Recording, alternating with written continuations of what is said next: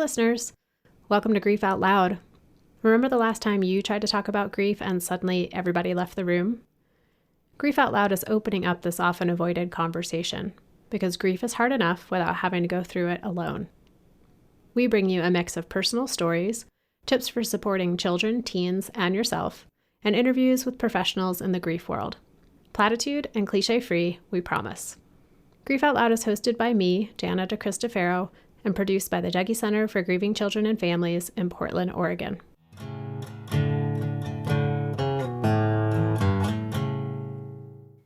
Hey everyone. So today is May 14th, 2020, and here in Oregon, we are about 2 months into the stay-home order. How are things feeling in your world right now? For us at the Dougy Center, we are settling into a routine of providing virtual support groups for kids, teens, young adults, and their adult family members. It's weird, but it works, and we are so grateful for the technology that allows us to still come together and create community and connection. If you're looking for a virtual support group, reach out to me at griefoutloud@dougy.org. While our virtual program is limited to those who will be able to attend in person when we can do that again, if you live outside the Portland metro area, I can still help connect you with other resources. Yesterday, you may have seen the news that Melissa Etheridge's 21-year-old son Becker died from opioid use.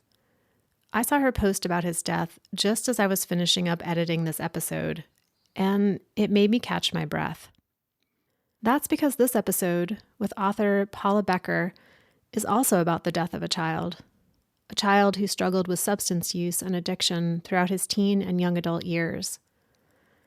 Paula's oldest son, Hunter, died in 2017. He was 25, and he was riding the Greyhound bus from their home in Seattle to the Bay Area of California. Hunter had recently relapsed and was using substances again, and he had asked for the bus ticket in the hopes of recalibrating in a new environment. The bus stopped in Southern Oregon for a break, and when it was time to leave again, the bus driver drove away as Hunter was trying to reboard. Rather than stop, the driver kept going, hitting and killing Hunter. After hearing from other passengers who were on that bus about the driver's actions, Paula and her husband Barry decided to file a wrongful death suit. Just recently, the case finished, and the jury ruled in favor of Paula and Barry. Paula reached out to me soon after the case concluded and offered to talk with me about what it's like to go through filing a wrongful death suit, what it was like to delve into the details of Hunter's death and to sit in front of a jury telling her story of grief and heartbreak. Paula also wrote a book about the years she spent parenting Hunter through his addiction. It's called A House on Stilts, and it takes readers deep into the reality of parenting when a child struggles with substance use.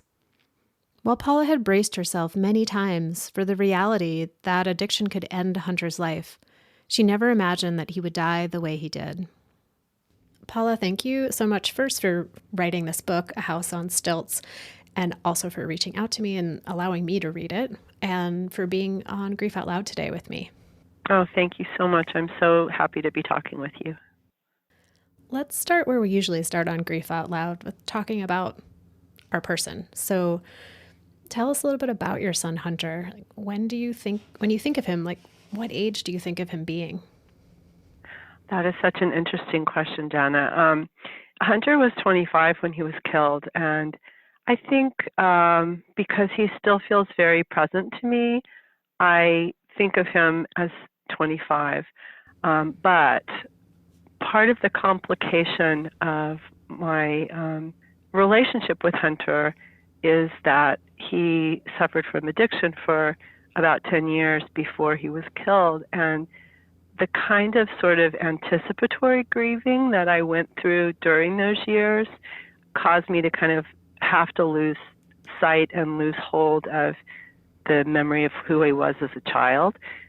Since his death, that child memory kind of has come back to me. And I will say that while I think of him as 25, when I dream, he's a little boy.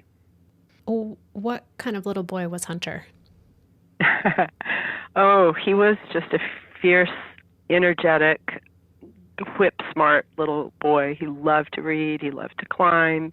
He got passionately interested in something. If he decided that he liked trains, then boy, the family learned absolutely everything there was about, from steam trains to, diesels to, the whole 9 yards. He was a passionate person.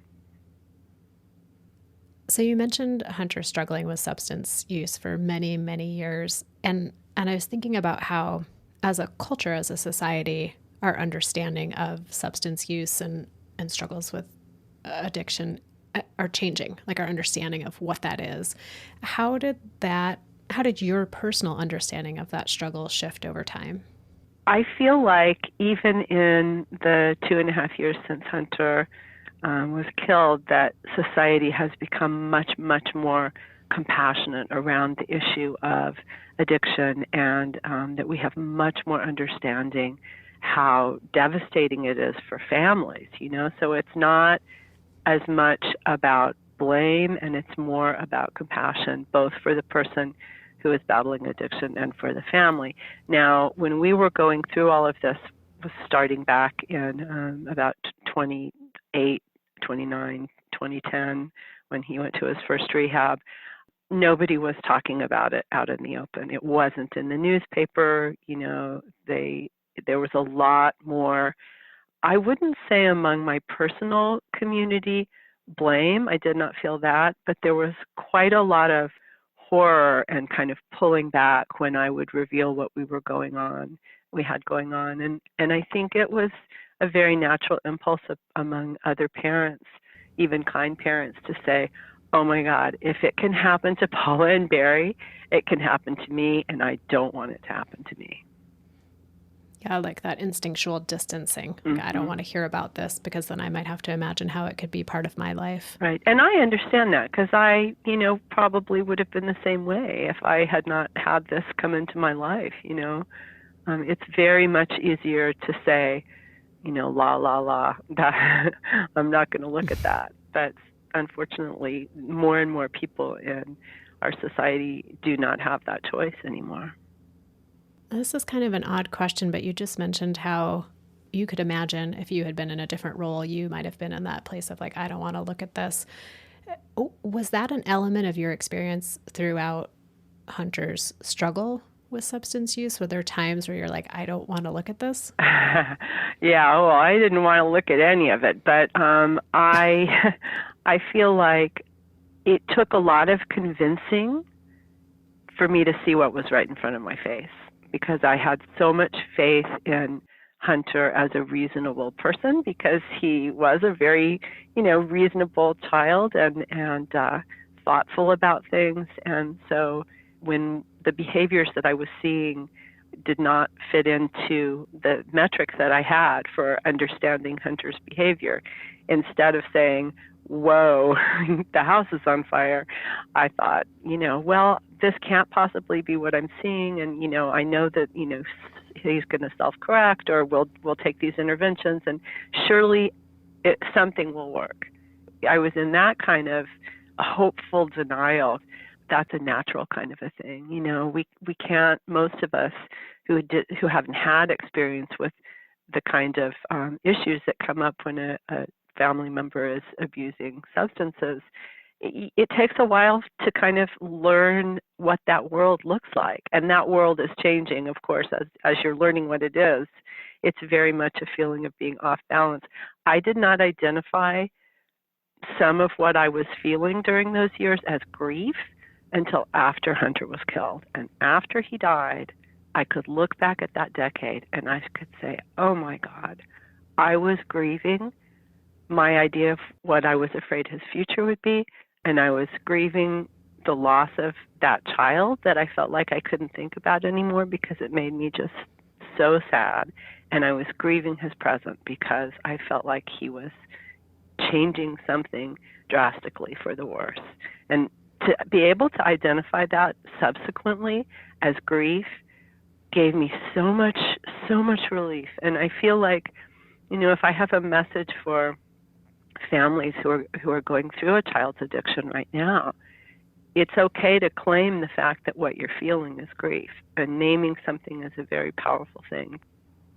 Yeah, it's a great point that for so long grief as a word was only associated with someone actually dying, and then over the last 20 years we've been like, oh, okay, there's grief if someone has an illness and there's grief if someone is approaching their death. And so to think about all the ways that we grieve the big and small losses of the past, the present, and the future with someone, especially if they're struggling with substance use. You mentioned how, early on in Hunter's experience with substances that, people didn't really know how to interact and they wanted to keep that distance. How did that shift when Hunter died, when he was killed? Did how the community engaged with what, quote unquote, like legitimate grief change in some way? You know, there had always been some people who had been very supportive, but also during Hunter's addiction. Also, I had, become quite used to living with the fear for his present and his future, and also getting on with my business and doing what I had to do. So I was very functional. By the end of the years of his addiction, I was a functional parent of a child who had addiction, right? So there wasn't, I think, the perceived need for support, so much, except people who were very, very close to the story. After he died, people just flooded in toward us, and a lot of them were people who had been really good friends when he was young, the parents of kids who play dates and preschool and rides and soccer. Those people came flooding back, and what they brought to me was the memory of Hunter as a little boy, because many of them had not had any relationship with him, and often very little with me, as our lives had gone in these completely different directions. And those people just were incredibly compassionate and not judgmental, and I think they wouldn't have been judgmental about him during life if I had been able to stay close to them. And I put the, not blame exactly, but I see that the reason that I couldn't be close to those families sometimes had to do with the fact that while I was so happy that their kids were doing well and I loved their kids, it just hurt so much to be in the presence of that. As you're talking, Paula, it makes me have this image of like connecting with these people who knew Hunter as a little boy and how they had such well preserved memories of him when he was that age, and how your memories had been infiltrated by the experience of his addiction and the pain of like, I can't hold those memories quite so dear and close because it's too painful to juxtapose that with what the reality is in the present time with him. Exactly, and it was a real gift to have. One mom in particular, she showed up at our doorstep when I was on the phone with my brother-in-law talking about what he was going to say when he spoke at Hunter's memorial, and it was this incredibly intense phone conversation. And I just gestured to her to come in. She came and she sat on the couch, and when I hung up the phone, she just looked at me and she said, I don't even know if I can say this. She said, "Our little boys in rain boots, our little boys in rain boots." And I was like, oh man, Eleanor, that's something I have not let myself think of in years. Because in the Pacific Northwest, kids live in rubber boots year round, right? And that was what she was remembering, her son and my son splashing around and always in their boots at story hour or the park, or it didn't matter where. The boots were a constant. And it was like, it felt good to have those memories be safe again, because reclaiming them didn't mean negotiating with a current changing Hunter. I don't know if that makes sense. That makes so much sense. And it also makes me wonder, you mentioned your husband Barry, and that the two of you went through this experience together as a couple. How did that shift for the two of you in your relationship, imagining that so much of your conversation and your energy and your thought process together was focused on supporting Hunter, navigating his addiction? How did it shift once Hunter died? Well, that's a good question. We were really had already approached the point where we had experienced a little bit of an empty nest, because when Hunter died, Lily, our youngest, had just had her first year of college. So we actually had time to, have fun with each other and, focus on each other. And the Hunter piece of it was always there. But many of the other things that went along with having 3 kids, had stepped back a little bit. So we had a good year of enjoying each other's company. But one of the first things that, and I don't even know why I thought to do this, but it just seemed really important to me. Just days after Hunter was killed, I said to Barry, we need to accept how each other grieves, and we need not to judge how each other is feeling. And if I'm having a good day and you're having a bad day, you need to not feel guilty because, or, try to feel jealous because I'm having a good day and don't feel guilty if, don't try to make me feel better to, we don't have to match. And we need to just support the fact that we're going through this together, but we're going to feel different on different days. And then that has to be okay. It's not a competition. And he was like, yes. And we made that pact. It really, really helped because, of course, there were days and weeks when we both were feeling terrible. And then there might be a day where he would say, I feel a little bit better today. And I knew that my job was to say, that's great. My job wasn't to try to feel better that day, right? My job was to feel what I felt. Because we gave each other that permission, that was the biggest support in being able to go through the grieving process together, for sure. Yeah, it's amazing you sort of distilled the Dougie Center model down into a short conversation. I don't know how, but... And speaking of other family members, you mentioned your youngest child, Lily, and then Hunter had a younger brother named Sawyer. Yes. And in your book, A House on Stilts, you talk about navigating, like being there for Hunter, supporting him, trying to figure out what's going to work best, but then also trying to protect, preserve opportunities for your younger children to have their own identities and their own relationships with their brother. What was that process like? Well, it was like walking along a razor blade for many, many years. That's what it was like. Barry and I felt very committed to the idea that even though the troubles that Hunter was having were huge, that we were not going to let that bring the whole family down. We thought of it like something lugging around the wheel. We were not going to let our whole family be lugging around this, everything that came along with the drug use and the eventual addiction. And that was complicated. It meant that I never said to either Sawyer or Lily, oh, you need to X with Hunter, or, I didn't try to get in between their relationship at all. And so at various points, Sawyer and Hunter were closer. At various points, Sawyer pulled back, I think, for his own, kind of emotional protection, or because eventually it was hard to see what came along with Hunter's addiction, what that, how that hurt Barry and me, how that hurt the whole family. But it meant that, we celebrated their joys, and as they were doing well, we really let them do that.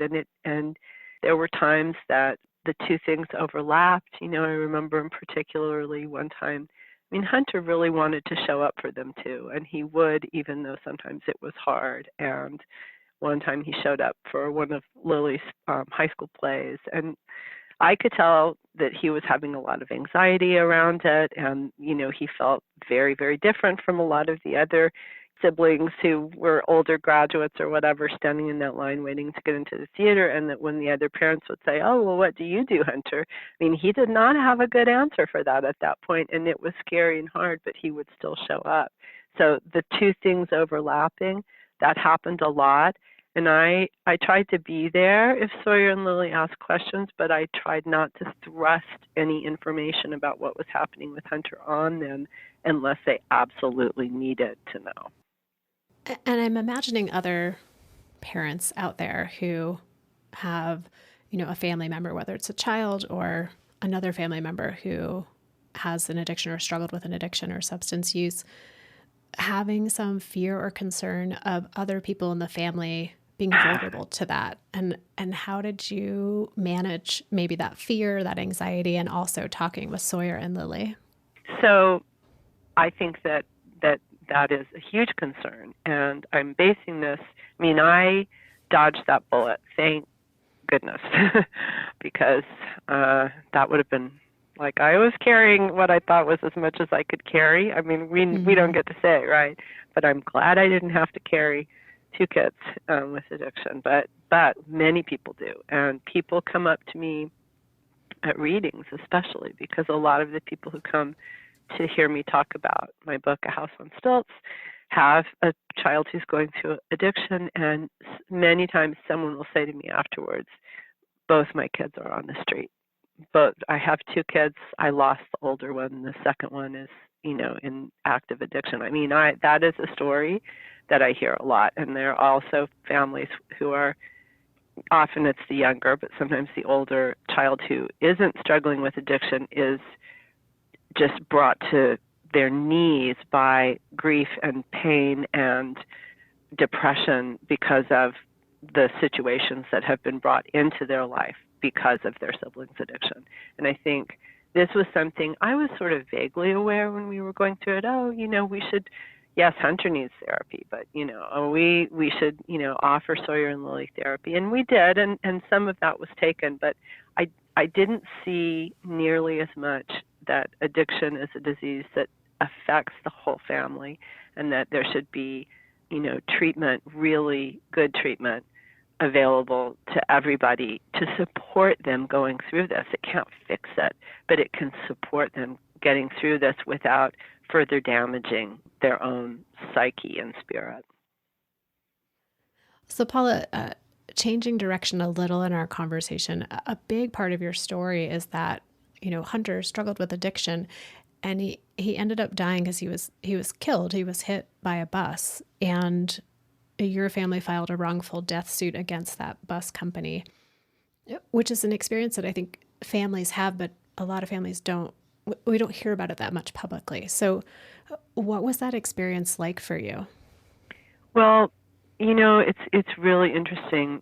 The impulse to file the wrongful death suit in our particular case came because, we were just willing to say, oh my gosh, this is a horrible, tragic accident, which was how it was presented to us by the deputies on the scene. And then, as it was reported in the news media, people began posting comments online about this wasn't an accident. I was on the bus. I saw what happened. The bus driver was furious the whole trip. All this stuff, and we were like, oh my God, what happened? What really happened? So the impulse was that we wanted to get more information, and that really, for me, remained a big part of the suit the whole time. Is that I knew on some level from the very beginning that the answers I was going to hear were going to be really hard. Death is terrible. I'm not privileging this, but when your child is run over by a bus, the answers are going to be difficult. But I felt like I was his mother, and I wanted every single answer that I could possibly get. I didn't want to see pictures, but I wanted to hear from every single person I could. So that's the course of the 2.5 years before our case finally went to trial was me, and to a lesser extent Barry, because he didn't want to know quite as much as I did, getting more and more and more and more and more pieces of information as different witnesses would be deposed, as the bus company was forced to produce the 911 calls, and then the call that the driver made to his dispatcher, and I was listening to the recordings of all this. I began to feel that I was on that bus too, and eventually I started to feel like I was under the bus with Hunter, and that was just a really intense and difficult situation, but I would not give that up, even as hard as it was physically and mentally on me, because in the end I did get many more answers, and that helps me to live with the loss. How do the answers help? They let me have a story. They let me have a picture of what was happening. So Hunter had asked us to buy him a bus ticket to California. He was trying for another start. He had relapsed here and things were not going well at all, and he wanted to be away from Seattle. So we bought him this ticket. We put him on the bus. And the last time I saw him was the night before the morning that he left, right? So that was where my picture of Hunter came to an end. And then I could form some kind of an idea of what we went and saw where the bus ran him over. So we went to that spot, but like all the other pieces of it, I was imagining or trying to grab for. So instead of that big blank hole, I had the story of the person who sat behind him on the bus, who she and her son talked to him as they were walking into the, rest stop from which he was left behind. And I had the story, I had 6 hours of the deposition of the bus driver, to do with what I will. I had all kinds of different information from people who were sitting at different parts of the bus, and I had stories that employees had sent in about this bus driver being unfit earlier on. I mean, I had all of this, and I could put together the one woman who was sitting behind him in particular. She said he just sat reading his books, and he had 3 books with him, and we had them because the police had given them back. He was reading his books the whole trip down. Did he go to sleep? No, he didn't sleep. He had his earbuds in, and he was reading his books. That was like someone had given me a glass of water after I'd been, crawling through the desert, that she could give me this picture of what the last, hours of his life had been like. I mean, we thrive on story, and story helps us create meaning. And it's very hard to find meaning in a death, but this kind of death, something sudden and something terrible. And to be able to weave a little bit of, the idea that he was kind of having a good day, and he was happy, he was reading his book, he looked like he was doing well, that comforted me. It still comforts me. When I think about a wrongful death case or any other way that the legal system, the justice system gets involved after somebody dies, we often hear from families who they're wanting that verdict. And there's a sense that something's really going to shift in their grief when the verdict comes. And sometimes it doesn't, sometimes it doesn't. And for you, the court case, it ended in favor of you, of recognizing the wrongful death. And how did that affect you? Did it shift things for you in a certain way? Well, yes and no. I'll tell you, I feel like going through the 2.5 years, and of course we didn't know how long it would be, but before the case went to trial, I felt the closer it came to the time when it looked like we would go to trial, the more I needed to clutch my grief close to me, right?